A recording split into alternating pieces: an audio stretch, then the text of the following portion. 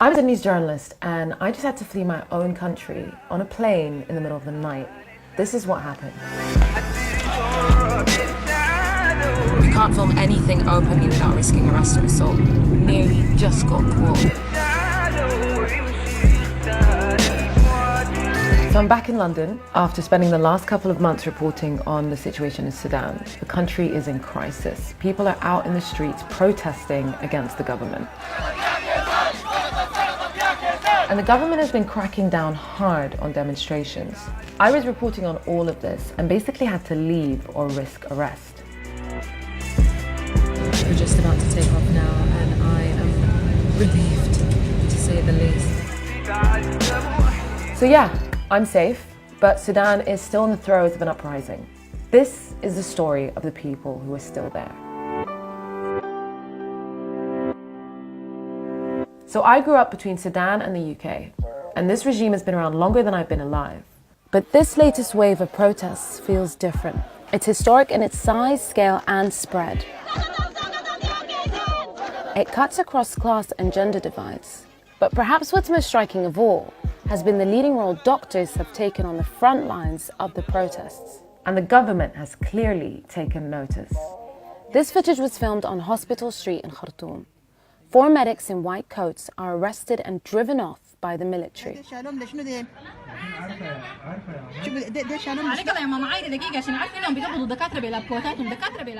That video was bad, but then I got sent something that was far worse.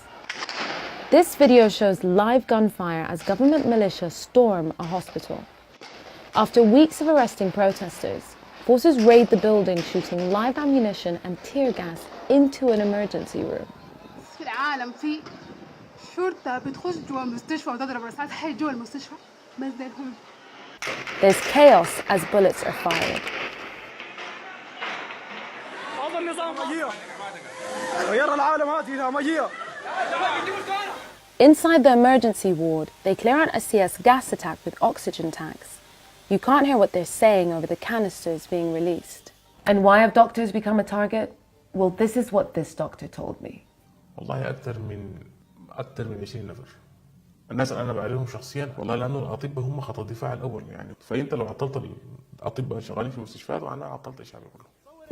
When he says cripple, he means it.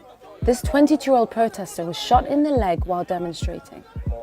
We tracked him down to a local hospital, but it was full of policemen. So we had to film him secretly on a mobile phone.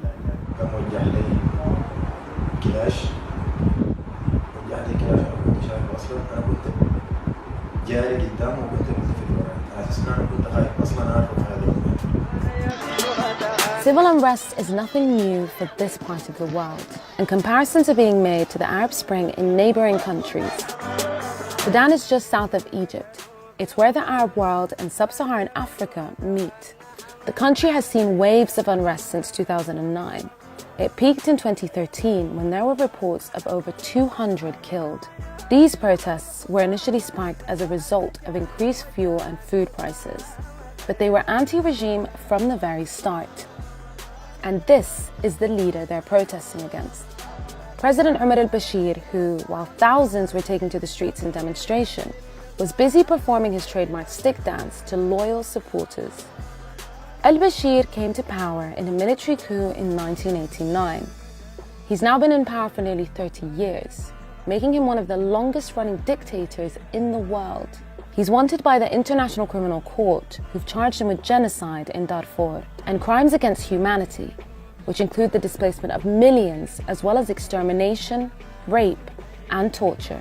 The warrant for his arrest, which also includes war crimes, has been out since 2009. 10 years later, this was Bashir's response to the current protests. ليس الهدف هو قتل المواطنين وإنما الهدف النهائي هو الحفاظ على أمن المواطنين واستقرارهم.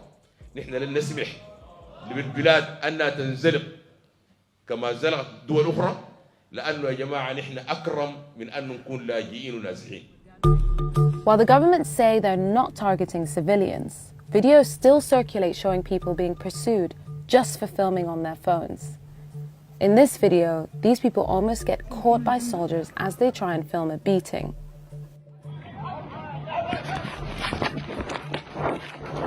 As we drove, a man was attacked in front of us just for trying to record on his phone. The government justified the crackdown as a way to keep the country safe and stable. But for me, it was getting more and more difficult to report on what was happening. On New Year's Eve, armed forces attacked me for filming this convoy. I'm safe, I'm back home, just lost a shirt, my dad's shirt, done. They're using an extreme amount of force, not just on protesters, but on civilians that are seen as observers or filming or even just watching. In this instance, I was attacked as a curious civilian and was able to carry on reporting. But it was getting tricky. There are armed forces and undercover security agents deployed all across the city. We can't film anything openly without risking arrest or assault. We nearly just got caught a second ago. And eventually, I did get caught. My last report for Channel 4 News was seemingly the last straw for the government. Doctors had given me x-rays which showed that protesters had been shot by snipers. I had told the story of one man, I.S.H.S, Ali, who'd been shot by a sniper and then arrested. His wife was there the day he was taken. He said, "We want this man." Just like this, we want this man. He was laying in this bed, and then I said, "This man is injured, how you want to take him?" He said, "No, I know that he was injured and we're gonna take him." I.S.H.S has since been released. But that film, investigating the government's use of snipers against peaceful protesters, goes on air and grabs the government's attention. A week after the piece is shown on TV, this happens. Journalists were being arrested by the government and I was advised to leave quickly. They've come out publicly with a campaign against agitators, and they're making it very clear that that does include journalists and the media. We're just about to take off now and I am relieved. The Sudanese government threatened to file a serious criminal case against me. Successful conviction would bring life imprisonment or death by execution. At least 45 people have already been killed in these protests. If they continue, that figure is only likely to rise. But with fewer reporters able to work in the country, it's going to be harder to know what's going on and what the true scale of the violence really is.